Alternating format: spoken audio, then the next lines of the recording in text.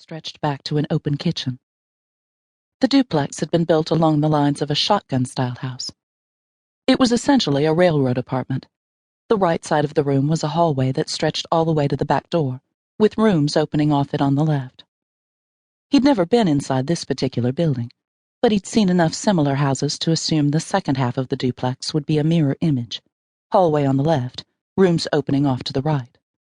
Crime scene markers already littered the floor, and several members of the crime scene unit were at work, carefully moving around the body. Quinn noticed that one marker denoted the position of a beer can, another the contents of a spilled ashtray. A third indicated a curious splotch of blood. In the midst of everything, in a plump armchair with padded wooden arms and a pool of dried blood underneath it, was the reason for Quinn's presence.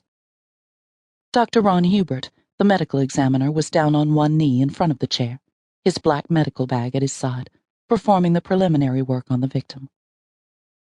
The remnants of what had once been a man sagged against the cushions. His throat had, at the end of the killer's torture spree, been slit ear to ear. A gag created from a belt and what had probably been the man's own socks remained strapped around the mouth. A drapery cord bound his left wrist, while the right had been tied to the chair with a lamp cord. Both of the victim's arms had been burned, with lit cigarettes, Quinn thought.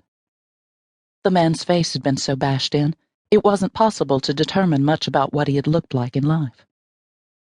He had been struck savagely, making it look like a rage killing. But a rage killing was usually personal. The addition of torture suggested that the killer was mentally deranged, someone who reveled in what he was doing, and had probably done it before. And torture wasn't carried out in a red haze of fury. "Come around and stay close to the wall, Quinn," Detective Jake LaRue said. He was standing behind the couch, his ever-present notepad in hand, slowly looking around the room as the crime scene techs carefully went through it, and the ME examined the corpse. Quinn was surprised at LaRue's directive. The detective knew damned well that Quinn was aware he needed to avoid contaminating the scene. But this kind of scene unnerved everyone, even a jaded pro like LaRue. Most cops agreed that when crime scenes stopped bothering you, it was time to seek new work. Quinn looked at the walls as he walked around to LaRue's position. He noted a number of photographs of musicians on display. He thought he recognized some of the people in them, although he would have to take some time to remember just who they were. "What the hell took you so long?" LaRue asked. Quinn could have told him that he'd made it to the house in less than 10 minutes once LaRue had called him, but it wouldn't have meant anything at the moment. Frankly, after quickly scanning just the living area, he was wondering why he'd been called. The place was equipped with a large-screen television and a state-of-the-art sound system, so presumably the dead man had had money. There was drug paraphernalia on the coffee table to the side of the couch. A bag of what he presumed to be weed lay out in the open. Glancing toward the kitchen counter, he saw an impressive array of alcohol. People didn't tend to get stoned on grass and suddenly turn violent, but they were known to become killer-agitated after enough bourbon or absinthe. Was this the result of escalating tensions between associates in the drug trade?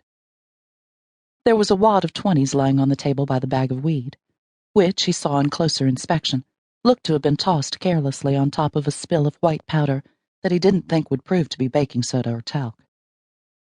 Drug deal gone bad? Someone holding out on someone? "Were you first on scene?" Quinn asked, reaching LaRue's side.